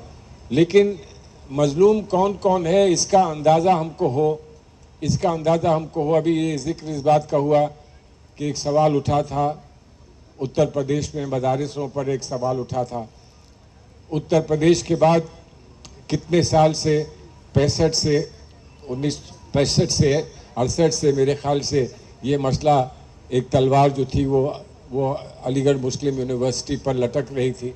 वो तलवार तो हट गई है, लेकिन अभी 100% अलीगढ़ को पूरा वो किरदार नहीं मिल पाया है जिसकी हमको तवक्को है। सुप्रीम कोर्ट के 7 जजेस ने ये कहा कि जो 5 जजेस का फैसला था कि जो भी सरकारी कानून से बनती है यूनिवर्सिटी, उसके लिए ये नहीं कहा जा सकता कि ये अक़लियत ने बनाई है, क्योंकि वो अक़लियत के हाथ से नहीं बनी होती, तो सरकार के हाथ से बनी होती है। सुप्रीम कोर्ट ने ये वाजे कर दिया कि ये कानून नहीं है, ये नज़रिया गलत है, और सरकार बनाए या कोई और बनाए, किसकी वजह से बनी है और किसके ताल्लुक से बनी है, वो उस बात की अहमियत है, सरकार के बनाने की अहमियत नहीं। लेकिन इसके बाद एक बात और सुप्रीम कोर्ट को अभी जिसका फैसला करना है, जिसको रेगुलर बेंच के सामने भेजा गया है, उनसे ये कहा गया कि आप पूरी तफसील निकालिए और बताइए कि इसके लिए जद्दोजहद किसने की थी, तहरीक किसने चलाई थी, इसके लिए पैसा किसने इकट्ठा किया था, इसके लिए जायदाद किसने दी थी, और इसके बाद इसका मकसद कौन मानकर इसको आगे लेकर चल रहा था। और मुझे लगता है कि इस मामले में हमें कोई दुश्वारी का सामना नहीं करना पड़ेगा। लेकिन एक सवाल और छोड़ा, और एक सवाल ये छोड़ा कि जब हुकूमत यूनिवर्सिटी बना रही थी और अक़लियत की तरफ से ये उस वक्त ये गुजारिश थी हुकूमत से कि आप हमारे लिए ये यूनिवर्सिटी बनाइए, तो क्या अक़लियत ने उस वक्त अपने सारे अधिकार, अपने सारे हकूक़ हुकूमत को दे दिए थे या अपने पास रखे थे? यानी कि आर्टिकल 30 में इस्टेब्लिश ऑन एंड एडमिनिस्टर का एक फ्रेज इस्तेमाल किया गया है। तो एडमिनिस्टर करने के लिए क्या आपने कुछ हकूक़ अपने पास रखे थे कि नहीं रखे थे? उसमें जो बहस सुप्रीम कोर्ट के सामने हुई थी, उसमें ये कहा गया कि ये सही है कि वाइस चांसलर और प्रो वाइस चांसलर हमेशा एक मुसलमान रहा है, अक़लियत का एक शख्स रहा है, लेकिन ये कानून में कहीं नहीं लिखा कि वाइस चांसलर सिर्फ एक मुसलमान ही हो सकता है। तो इसका मतलब ये है कि मुसलमानों ने, अक़लियत ने ये हुकूक अपने पास नहीं रखा कि हम फैसला करेंगे कि हम में से कौन वाइस चांसलर बनेगा। तो ये एक मसला है, छोटा सा मसला है, बारीक मसला है, लेकिन अब इस पर भी और जद्दोजहद करनी पड़ेगी। ऊँट पूरा निकल गया है, पूंछ अभी थोड़ी सी फंसी हुई है। अब हमें जाकर आप लोगों की दुआओं से, आपकी मदद से हमें ऊँट की पूंछ को भी निकालना है। ये बहुत ज़रूरी है, ये बहुत ज़रूरी है। उसके बाद फिर हम फ़ख्र से यहाँ कह पाएंगे कि अब पूरा ऊँट साबित है, अब हमें किसी दुश्वारी का सामना नहीं करने पड़ेगा। लेकिन इसका जिक्र मुझे खुशी इस बात की है कि इसका जिक्र आज इसलिए हुआ कि हम नाउमीद ना हो। हालात बहुत बिगड़े हैं, बहुत कुछ हालात और मसाइल ऐसे बन गए हैं कि जिससे मायूसी इंसान को आसानी से हो सकती है। लेकिन हमें सुप्रीम कोर्ट ने 2 फैसले सुनाए हैं, इनको देखते हुए हमें मायूसी से दूर रहना चाहिए। हमको सिर्फ इस बात में यकीन रखना चाहिए कि दिल नाउमीद तो नहीं, नाकामयाबी तो है, लंबी है गम की शाम, लेकिन शाम ही तो है। सवेरा फिर आएगा, उजाला फिर होगा, खुर्शीद फिर निकलेगा। चाहे ये भी अभी ताज साहब ने कहा कि खुर्शीद तो सूरज का नाम होता है, तो खुर्शीद की तो आदत होती है फिर निकलता है। एक दफा सीट नहीं दी तो क्या हुआ, सीट फिर भी मिलेगी, आगे फिर भी चढ़ेंगे, रोशनी फिर भी आएगी। लेकिन आप लोगों से इल्तिजा इस बात की है कि मैं सुबह से प्रेस के साथ और लोगों के साथ बैठकर गुफ्तगू कर रहा हूँ। यहाँ राजपूत साहब बैठे हैं, इन्होंने भी बहुत कुछ हमको बताया कि यहाँ पे माहौल कैसा बनाया जा रहा है और किस तरह से कोशिश ये की जाती है कि कांग्रेस की किसी लीडर से कोई गलत बात कहला दी जाए, कोई गलत बात कहला दी जाए। और ये इन्होंने कहा कि आपने बड़ी हिम्मत के साथ सब लोगों से बात करी और कहीं किसी के शिकंजे में आप आए नहीं, इसके लिए आपको मुबारकबाद देता हूँ। शिकंजे में आए नहीं तो सिर्फ इसलिए नहीं आए कि जब किसी को कोई सदाकत से बात रखता है, कोई अगर सच्चाई की बात रखता है तो उसमें फंसने की कोई गुंजाइश नहीं होती। थोड़ा सा इधर उधर का मिर्च मसाला लगाकर बोलो, ज़रा सा झूठ बोलो तो उसमें फंसना आसान होता है, ये हमको सिखाया गया है। लेकिन बहरहाल इस वक्त हमको दो बातें अपने सामने रखनी है। एक बात तो हमको आइडियोलॉजी के सामने रखनी है कि हमारी आइडियोलॉजी और हमारी सोच क्या है, हमारा तसव्वुर हमारी कौमी ज़िंदगी का क्या है। इस पर कहीं कोई कॉम्प्रोमाइज़ नहीं हो सकता, कहीं कोई कॉम्प्रोमाइज़ नहीं हो सकता।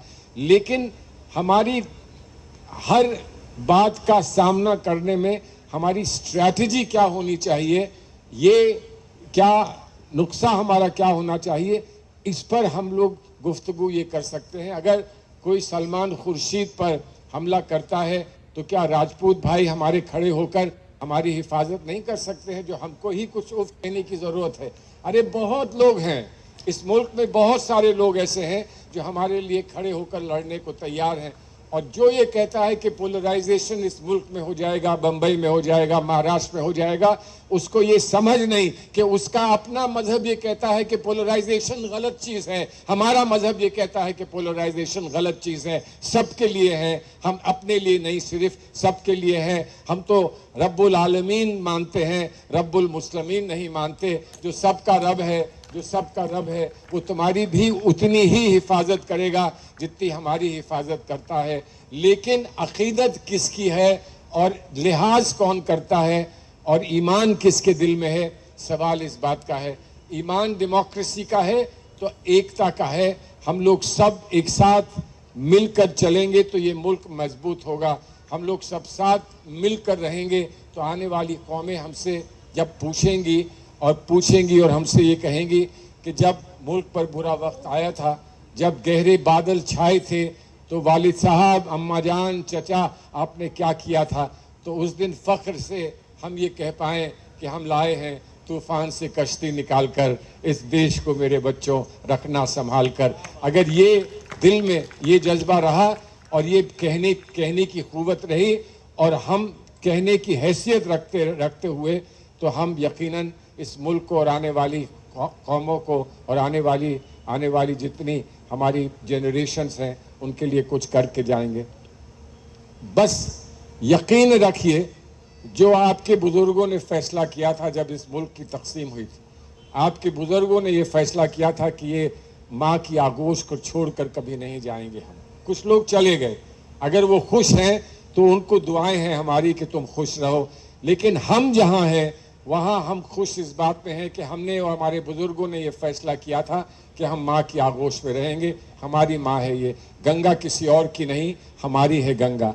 और तहज़ीब हमारी तहज़ीब है, गंगा जमनी तहज़ीब हमारी तहज़ीब है। और जो ये कहता है कि गंगा तुम्हारी नहीं है, उसको मैं ये जवाब देता हूँ, फ़र्रुखाबाद से ये जवाब देता हूँ।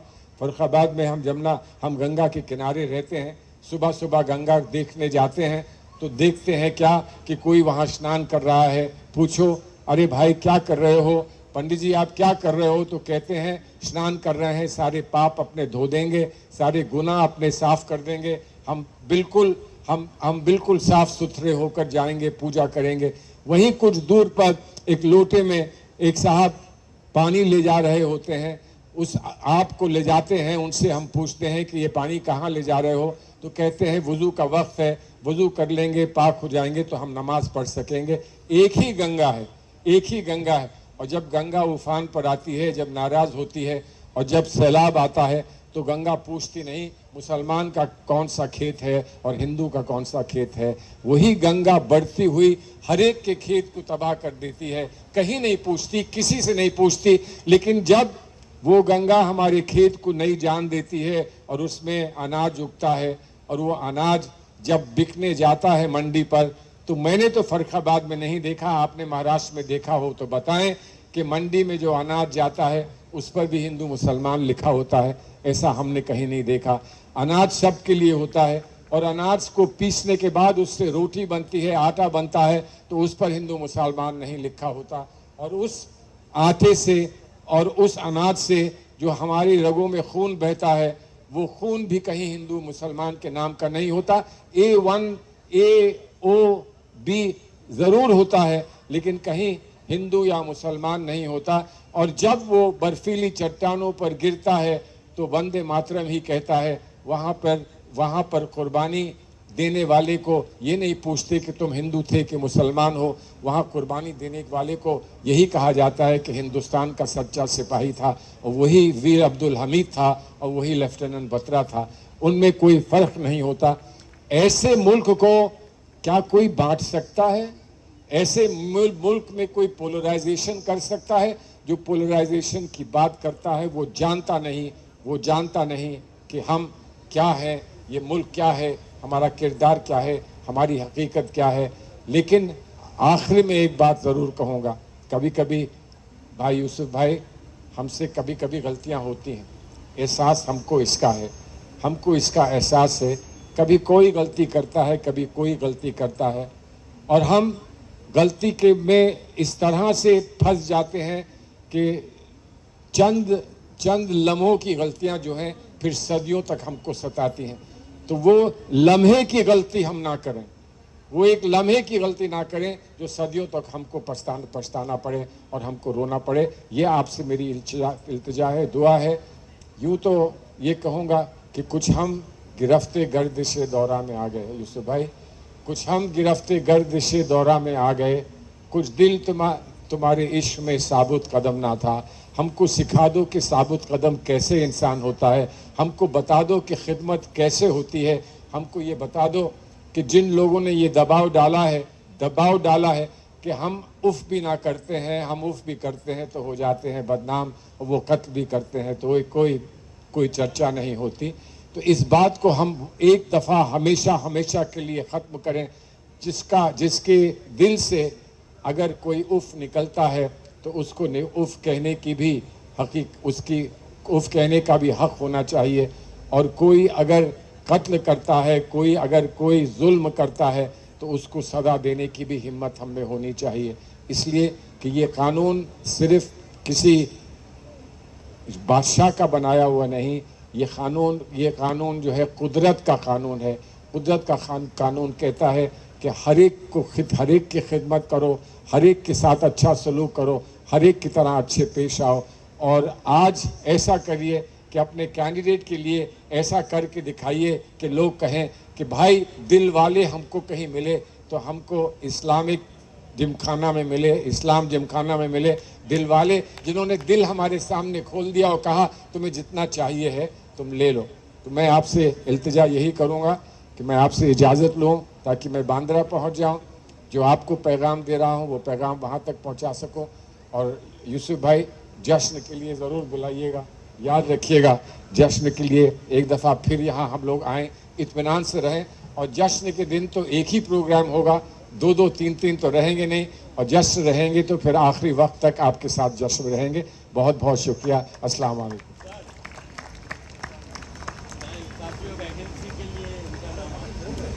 अरे इम्पोर्टेंस नहीं है। मेरे 2 मेहमान आए हैं, एक हरियाणा से हमारे एमएलए हैं, मेरा ख्याल सलमान भाई को छोड़ने जा रहे हैं वो, तो आने के बाद मैं उनको बुला लूँगा। और दूसरे दिल्ली से एक हमारे गेस्ट आए हैं जावेद मिर्जा साहब। इससे पहले मेरे यहाँ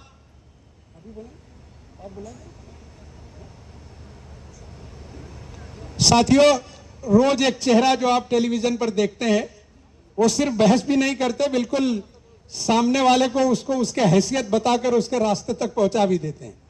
राजपूत हैं तो यकीनन वो जज्बा तो रहता ही है। तो मैं चाहता हूं कि राजपूत सर आए और अपने ख्यालात का इजहार आपके सामने करें।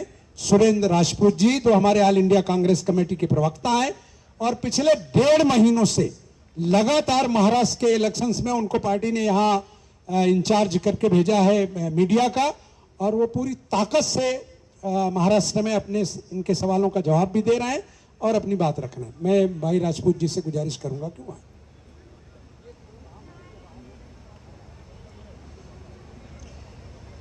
सम्मानित मंच, आदरणीय हमारे यूसुफ भाई, निजामुद्दीन भाई और हमारा पूरा मंच, डॉक्टर साहब भी बैठे हैं, सब बैठे हुए हैं, और ये सामने पूरी जमात जो बैठी हुई है। अब इसके सामने मुझे ये समझ नहीं आ रहा कि क्या बोलूं या क्या सुनूं आप लोगों से, क्योंकि आप लोग तो 1.25 लाख की फौज हो। जैसे गुरु गोविंद सिंह जी ने कहा था किसी वक्त कि भाई 1.25 लाख से एक लड़ाऊं। एक एक आदमी, एक एक तंजीम का आदमी 1.25 लाख आदमियों के बराबर है। तो यहाँ पर मुझे ये नहीं, मैं बोलने के लिए नहीं आया, मैं तो यहाँ पर सुनने के लिए आया हूँ, 2-4 बातें कहने के लिए आया हूँ, आपसे सीखूंगा आपसे। अभी सलमान भाई कह रहे थे, एक बड़ी उन्होंने प्यारी सी बात कही लेकिन दिल को छू गई। उन्होंने कहा कि मेरे ऊपर अगर कोई बात आए तो राजपूत खड़ा हो। तो एक तुकबंदी सी मैंने की थी किसी वक्त कि मैं जख्मी होकर भी जालिम के लश्कर से मुकाबिल हूं, मैं जख्मी होकर भी जालिम के लश्कर से मुकाबिल हूं कि तुम मायूस मत होना, तुम्हारा यार जिंदा है। तो बात इतनी सी है खाली, और कुछ नहीं। आप लोगों को समझाना सूरज को दिए दिखाने के बराबर है। यूसुफ भाई के साथ ये बात सच है अपने आप में, खाली यूसुफ भाई के साथ नहीं, निजामुद्दीन भाई के साथ भी नाइंसाफी हुई है। अब हुई है तो हुई है, क्या करें। लेकिन नाइंसाफी के बदले हम अपनी मां को नहीं छोड़ सकते। अगर नाइंसाफी कुछ बच्चों ने की है तो मां के ऊपर हम नहीं कुछ आंच आने दे सकते। तो कांग्रेस है, ये वतन है, ये हमारी मां है, ये संविधान है, ये हमारी मां है, ये आइन को बचाना है। तो इसके लिए जैसे यूसुफ भाई त्याग कर रहे हैं, अभी कोई एक साथी हमारे कह रहे थे कि यहाँ मनोज नहीं आए। कितनी बड़ी मीटिंग इन्होंने सुहाग महल में कराई थी, उसके कन्वीनर साहब भी बैठे हुए हैं यहाँ पर जी। तो मेरे को बहुत ज्यादा लंबी चौड़ी बात आप लोगों से नहीं करनी, बस खाली एक सलाम करना है आप लोगों को, और ये बात कहनी है कि कुछ लोग तुम्हें समझाएंगे, कुछ तुमको खौफ दिलाएंगे। कुछ लोग तुम्हें समझाएंगे, कुछ तुमको खौफ दिलाएंगे, जो है वो भी खो सकता है, और इस राह में रहजन है इतने, कुछ और यहां हो सकता है, और कुछ और तो अक्सर होता है। पर तुम इस पल में जिंदा हो, ये पल तुम में जिंदा है, ये वक्त नहीं फिर आएगा, तुम अपनी करनी कर गुजरो, जो होगा देखा जाएगा। तो हम लोग तो वो लोग हैं, इदारा बन के चल रहे हैं और सैलाब बन करके हरा देंगे प्रतिद्वंदी को। हम दुश्मन नहीं मानते उनको, वो भी हमारे साथी हैं, इस हम मुल्क है। प्रतिद्वंदी है वो हमें दुश्मन मानते हैं, वो हमें हर बात पे यहां चले जाओ, यहां का वीजा ले लो, वहां का वीजा ले लो। भैया तुम्हारे बाप का मुल्क है, मादरे वतन है हमारा, सीधी सीधी सी बात, कोई इसमें हमें वो नहीं है कि। और वो लोग जब हम हक की, हुकूक की, आइन की बात करेंगे, संविधान बचाने की बात करेंगे, तब वो हिंदू मुसलमान करेंगे। मैं आपको बताऊं कि हिंदू मुसलमान कर क्यों रहे। विशेष रूप से महाराष्ट्र का चुनाव है तो मैं हिंदुस्तान की बात नहीं करूंगा, महाराष्ट्र के चुनाव की बात करूंगा 2-3 मिनट की। हिंदू मुसलमान कर क्यों रहे? सिर्फ एक कारण कि पिछले दिनों 2.5 साल लगातार सत्ता हम लोग, आप लोग समझते रहे कि सत्ता महायुति की चल रही है। कोई एक नाथ शिंदे साहब है, मुख्यमंत्री हैं, कोई देवेंद्र फडणवीस है, वो उनका डिप्टी चीफ मिनिस्टर है, कोई अजीत दादा पवार है, डिप्टी चीफ मिनिस्टर है। लेकिन अजीत पवार ने खुलासा कर दिया कि भैया यहां का तो मुख्यमंत्री गौतम अडानी था। गौतम अडानी के घर पर, गौतम अडानी अमित शाह के घर पर अजीत दादा पवार, देवेंद्र फडणवीस और एक नाथ शिंदे से मिलकर के सरकार गिराई थी। ये मुंबई के कब्जे की तैयारी है। यहां पर मुंबई का कब्जा हो रहा है। आप देखिए धारावी का प्रोजेक्ट है यूसुफ भाई, वो सारा उनको दे दिया।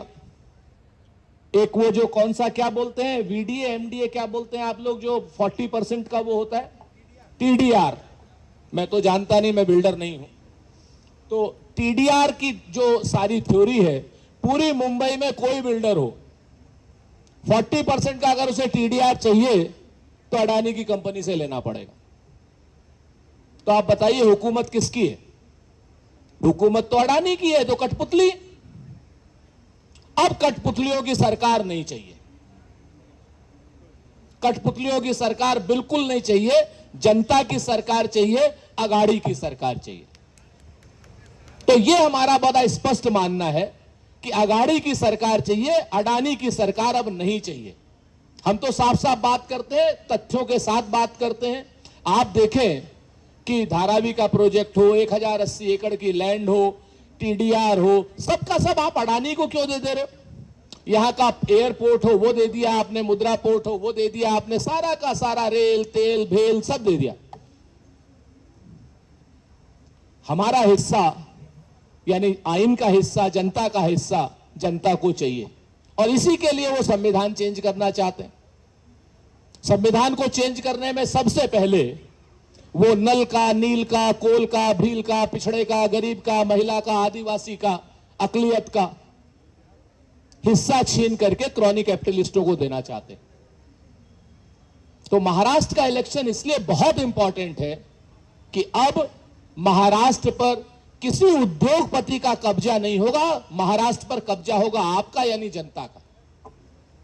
बात सिर्फ इतनी सी है। इसके लिए मैं आपसे कहता हूं कि आप लोग बहुत ज्यादा समझाने की जरूरत नहीं है, खुद भी निकलिए, अपने साथियों को भी निकालिए।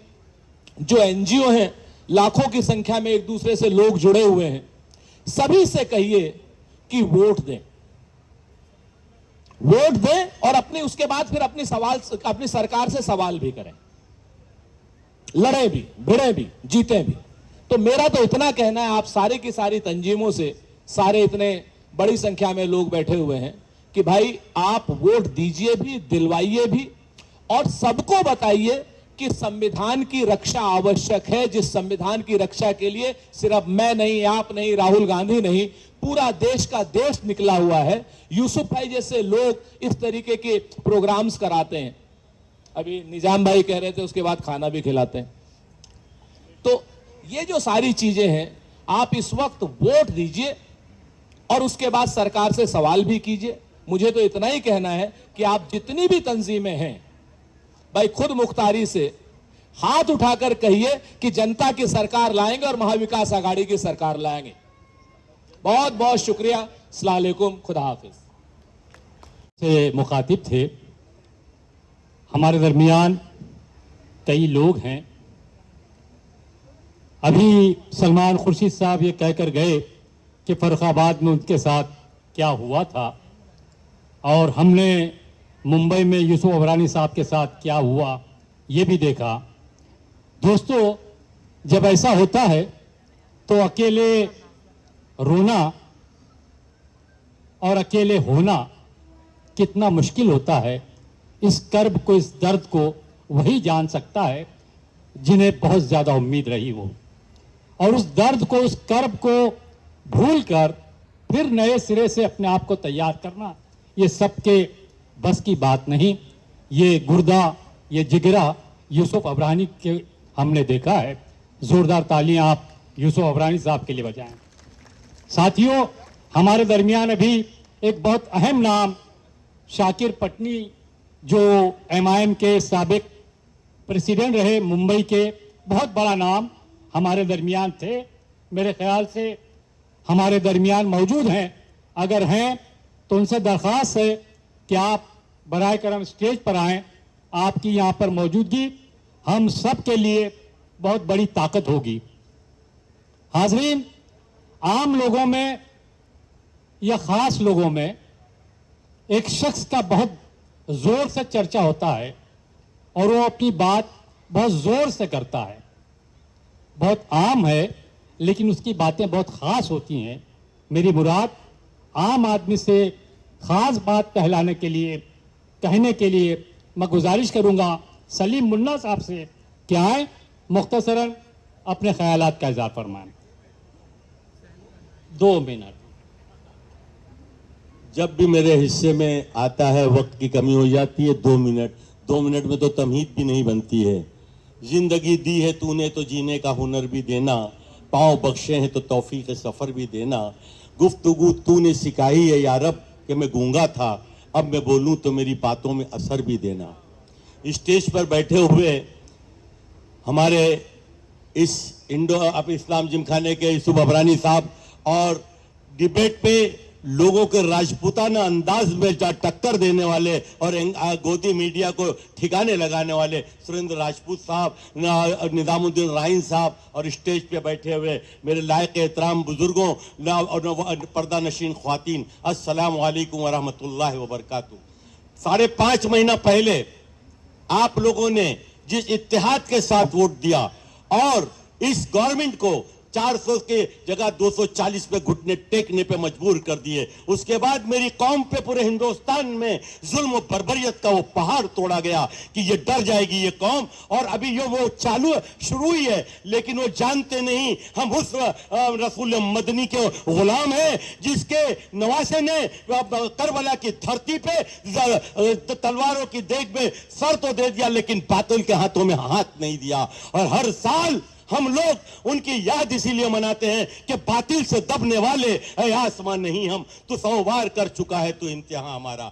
ये जालिम क्या समझते हैं कि हमको पहचाने ही नहीं, हम उस मट्टी के बने हैं कि तुम हमको जितना मारोगे हम हक हमारे खून से निकलेगा। अगर तुमने मोहब्बत की बात की है तो हम मोहब्बत के जवाब देंगे। 50 साल जिसने हमें बुरा कहा, लेकिन जब मोहब्बत की बात बोला तो तुम दिल क्या चीज है, हम रूह में उतर जाएंगे। तुमने चाहा ही नहीं चाहने वालों की तरह। मेरे दोस्तों, आज वक्त है उनको बता दो तुम्हारे जुल्म के आगे ये कौम तो नहीं झुकने वाली है, इससे ज्यादा बढ़कर हम तो वोट देंगे और महाविकास आघाड़ी की सरकार लाएंगे, कितना भी जुल्म सह लो। मेरे कहने का मकसद ये दोस्तों, जिस तरीके से हमने पूरी कोशिश की लेकिन 49% वोट आए।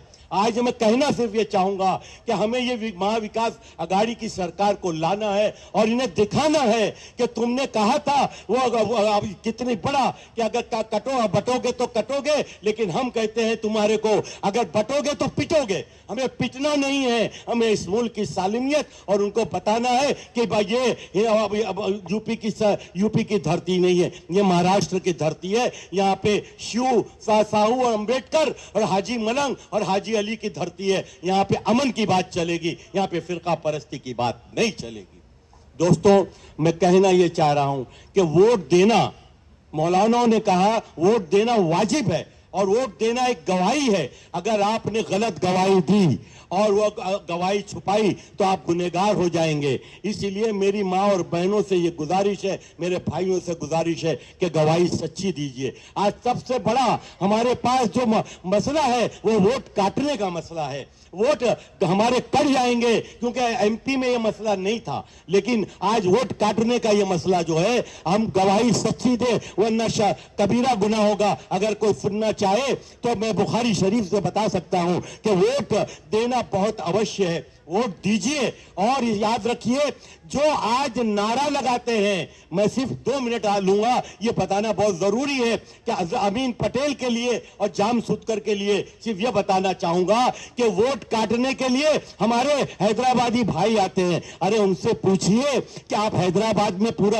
असर रखते हैं तो सिर्फ 6 MLA और यहाँ महायुति के लिए, महागठबंधन के लिए देते हैं 28 MLA की लिस्ट, क्योंकि आपको 7 में आना ही नहीं है। उसके बाद महाराष्ट्र में 16 MLA, बिहार में 12 MLA लड़ते हैं। अरे जब अपने घर मजबूत होता है तो वहां लड़वाओ। और 2014 से पहले कांग्रेस की बाहों में बाहें डाल करके अपने सारे प्रोजेक्ट पास करा रहे थे, और जब मोदी आया तो 2014 के बाद आप हैदराबाद को आपका ऑर्डर हुआ कि बाहर निकलो, वरना सलमान अजहरी को सिर्फ एक शेर में एक वर्ड के रद्दो बदल से और 8 महीने की जेल हो गई। हमारे ये हैदराबादी भाईजान इतना बोलते हैं लेकिन उनको नहीं नहीं कहता अल्लाह इनको सलामत रखे, लेकिन याद रखो हमें हमेशा बहकाया गया है जज्बाती नारों में और नारे तकबीर के आवाज से आपके वोट को काटने का ये धंधा जो चालू हुआ है भाई कल्ला में। और यहां पे हमारे अमीन पटेल के लिए याद रखिए, मेरी मां और बहनों से गुजारिश है, 23 तारीख को हाथ का विकास गाड़ी को इतना वोट दे दो, इतना वोट दे दो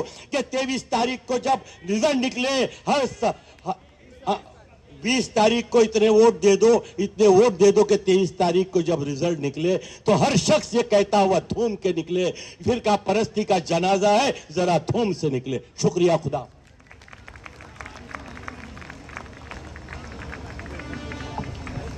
बहुत शुक्रिया मुन्ना साहब।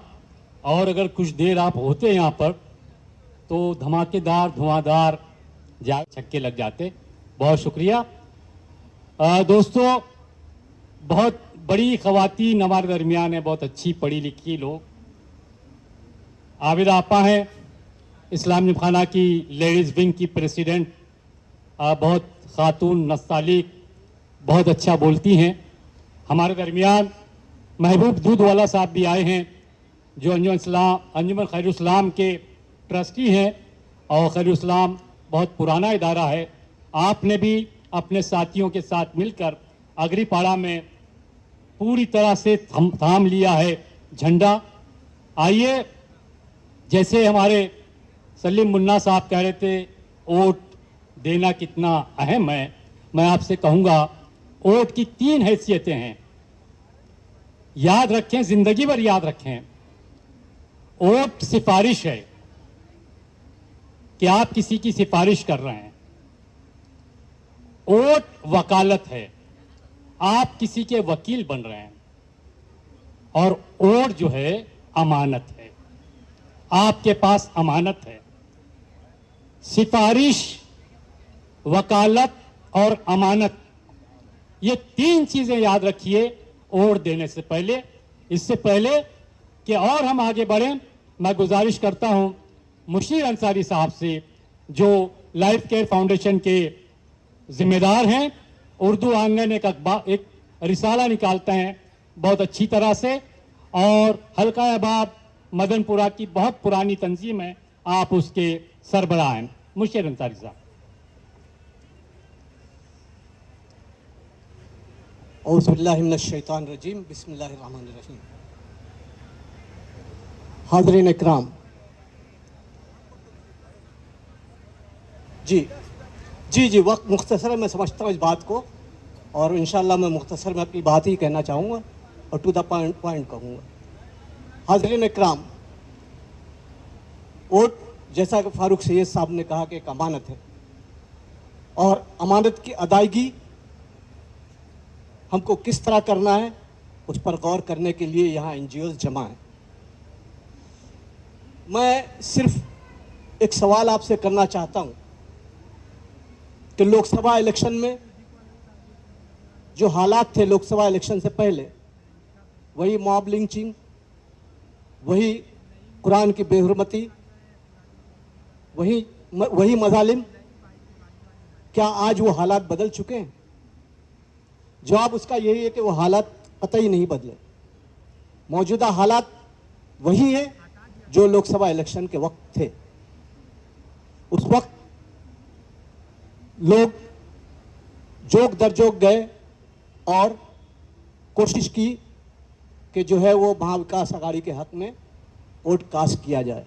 मुझे आज एक बात का अफसोस है यूसुफ भाई, कि उस वक्त एक मुहिम चली थी मस्जिदों से, सिर्फ इतना कहा जाता था कि वोट दीजिए, लेकिन वोट जिहाद का जब नारा आया तो उसके बाद मैंने इस बार देखा मस्जिदें खामोश रहीं।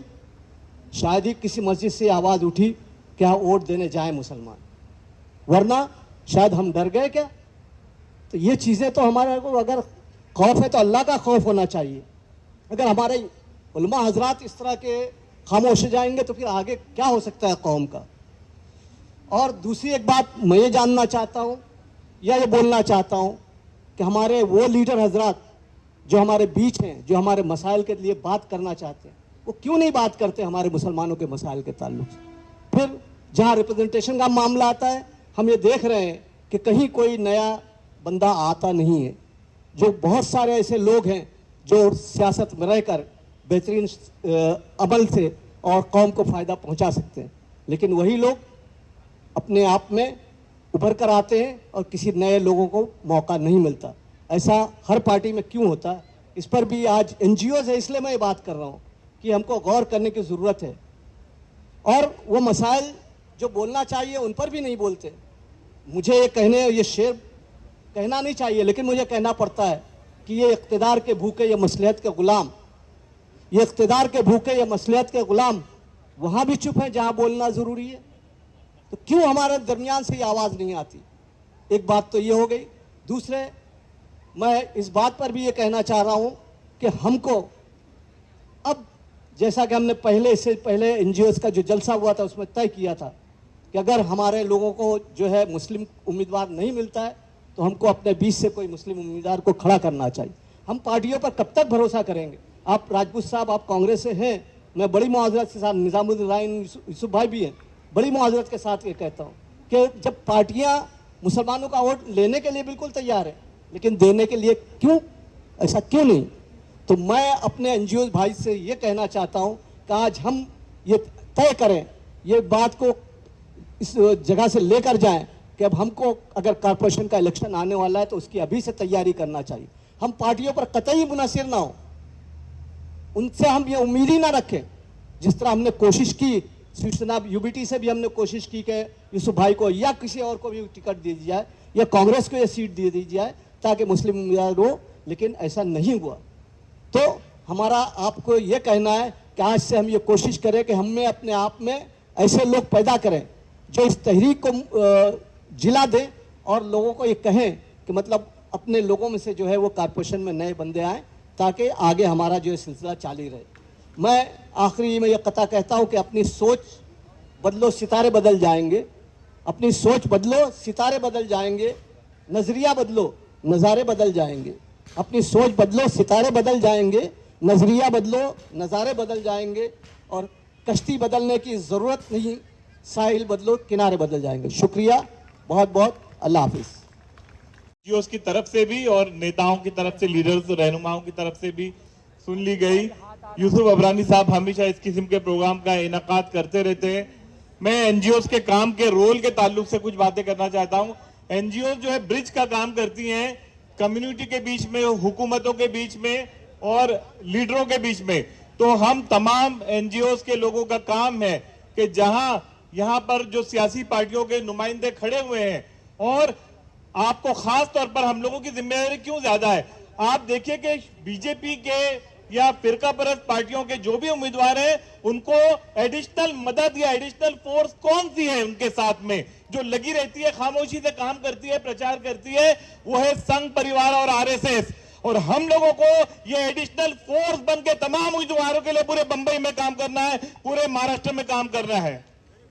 NGOs के लोगों को ये जिम्मेदारी है कि आप जो है ये भूल जाए कि कोई कैंडिडेट आया कि नहीं है आपके पास, कोई पर्चा आया कि नहीं है आपके पास। आप लोग पढ़े लिखे लोग हैं, EP हासिल कीजिए और परचम उठा लीजिए। महाविकास आघाड़ी के हर कैंडिडेट को जहां जहां आप कामयाब कर सकते हैं, उसके लिए जहां जहां 7% वोटिंग कर सकते हैं वो आपको करना है। आखिर में सिर्फ एक बात कहकर अपनी बात खत्म करूंगा कि पछतावा नहीं होना चाहिए। आज बहुत सारे लोग आए हैं आपके दरमियान, एक फलाना आदमी मुसलमान है, फलानी पार्टी मुसलमानों के हुकूक के लिए बात करती है, गुमराह करने के लिए बहुत सारे दलाल, सियासी दलाल लोग जो है वो आपके दरमियान घूम रहे हैं।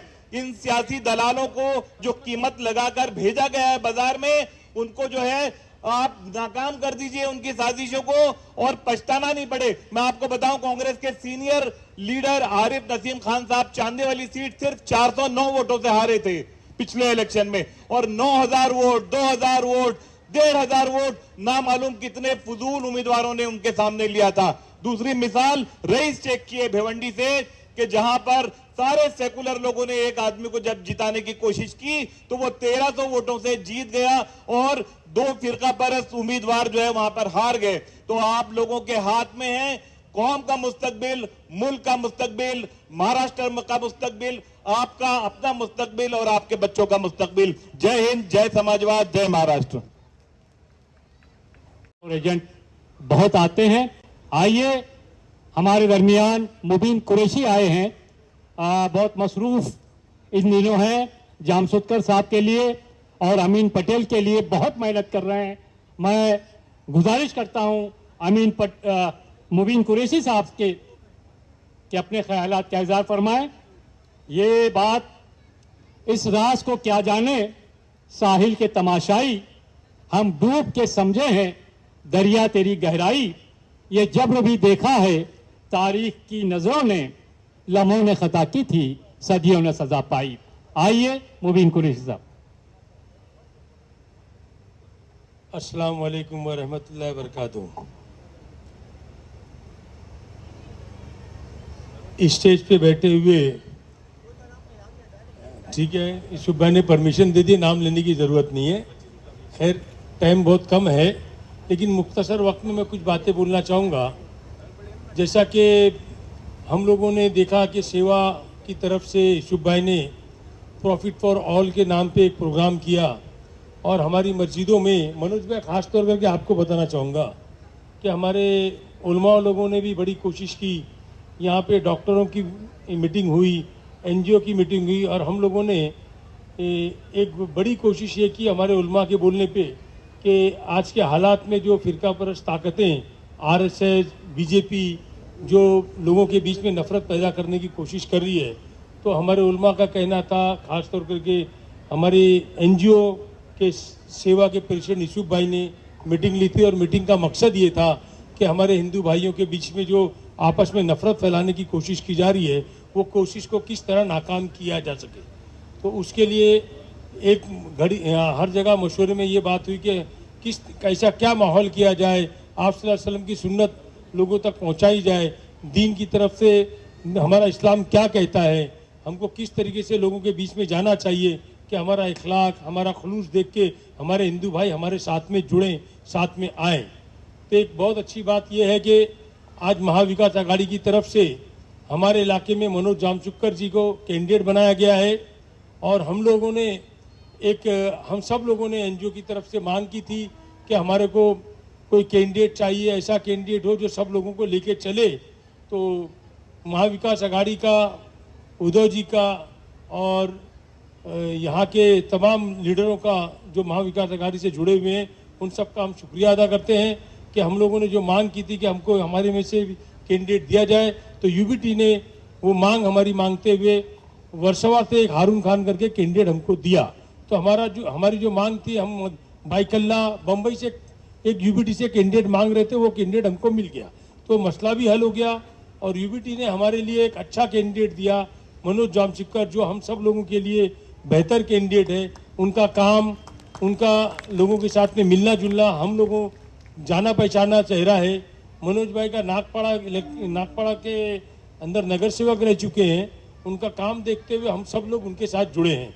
उसी के साथ साथ एक मैं महसूस करता हूं कि मनोज एक ऐसी हस्ती है, मनोज भाई, कि वो एक बड़ा काम करेंगे। जो हम लोग मुहिम लेके चले थे कि हमारे हिंदू भाइयों के बीच में हम जाएं और उनके साथ में तालमेल हमारा बनना चाहिए, ताकि वो लोग हमारे साथ में मिल के रहें, हम उनके साथ में रहें, हमारे सुख दुख में वो हमारे साथ खड़े रहें और हम उनके साथ खड़े रहें। तो मनोज भाई एक ऐसी शख्सियत है कि नागपाड़ा, बाइकल्ला और लाल बाग के इलाके के लोगों में जो दूरियां हैं, वो दूरियां दूर करने का काम अगर कोई कर सकता है तो मनोज जामशुदकर जी कर सकते हैं। तो प्रॉफिट फॉर ऑल की जो मुहिम है, प्रॉफिट फॉर ऑल ने जो एक कोशिश की थी कि हिंदू मुस्लिम लोगों को लेके साथ में चले, ताकि ये भेदभाव ख़त्म हो, हमारे बम्बई शहर का माहौल अच्छा हो, हमारे लोग सब मिलजुल कर रहें। तो एक सेकुलर पार्टी की तरफ से हमको कैंडिडेट मनोज भाई मिले हैं। हम लोगों की एक कोशिश जो थी, वो लगता है मुझको कि यूसुफ भाई, वो कोशिश हमारी कामयाब होगी और उस कोशिश का हिस्सा अगर कोई बनेगा तो मनोज जामशुदकर जी बनेंगे। और हम लोग चाहेंगे कि हमारे साथ में ऐसे मनोज भाई जैसे सैकड़ों लोग हमारे साथ जुड़े और एक हम लोग अच्छा माहौल बनाने की कोशिश करेंगे। जीतने का तो इंशाल्लाह ऐसा माहौल बन चुका है कि लोगों का जहन बना हुआ है। इसी तरीके से मनोज भाई, अरविंद सावंत जी के लिए यूसुफ भाई ने बड़ी मीटिंग ली थी यहाँ पे और हम सब लोगों ने मिलकर यहाँ से ऐलान किया था और हम सब ने मशाल को वोट दे के और बड़ी अक्सरियत की मतलब काफ़ी तादाद में हमने अरविंद सावंत जी को कामयाब किया है। और मुझको यकीन है मनोज भाई कि हम लोग सब मिलके इंशाअल्लाह पूरी कोशिश करेंगे और आप भारी अक्सरियत में इंशाल्लाह कामयाब होंगे। यही बात करते हुए मैं अपनी बात खत्म करता हूँ। शुक्रिया, खुदा हाफिज।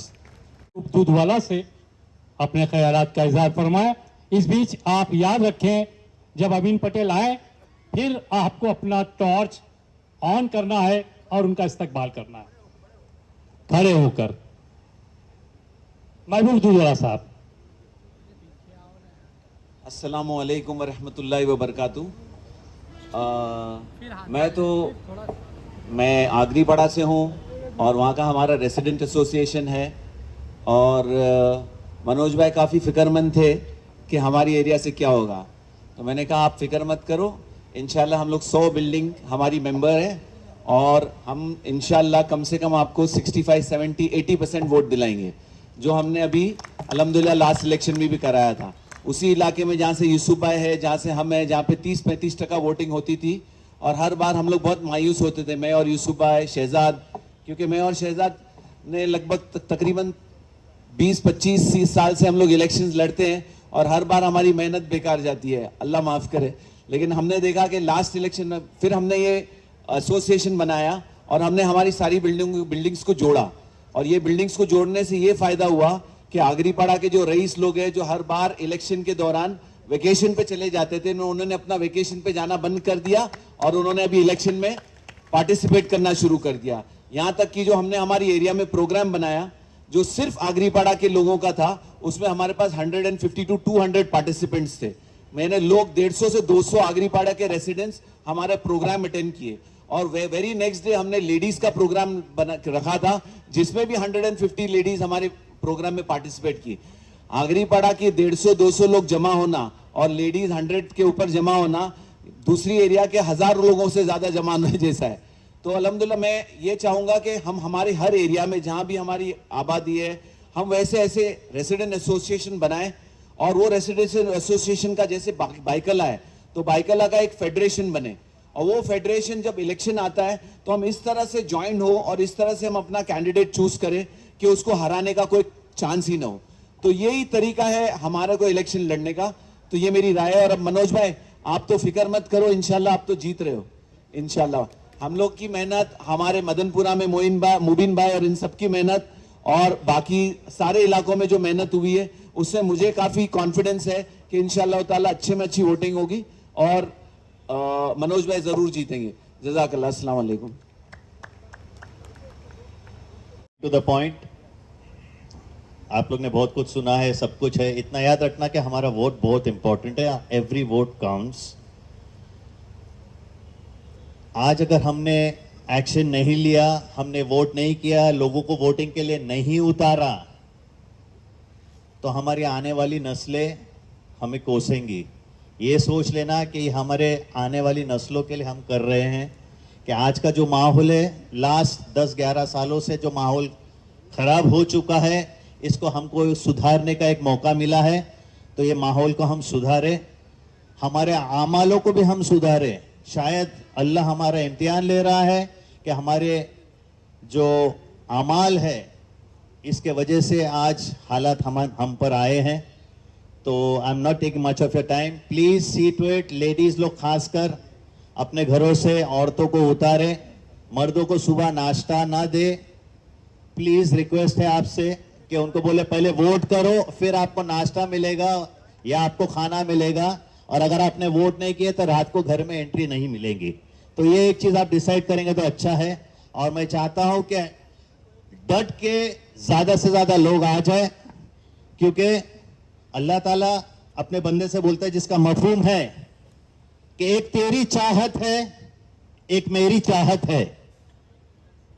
चाहता तू है जो तेरी चाहत है, होता वही है जो मेरी चाहत है।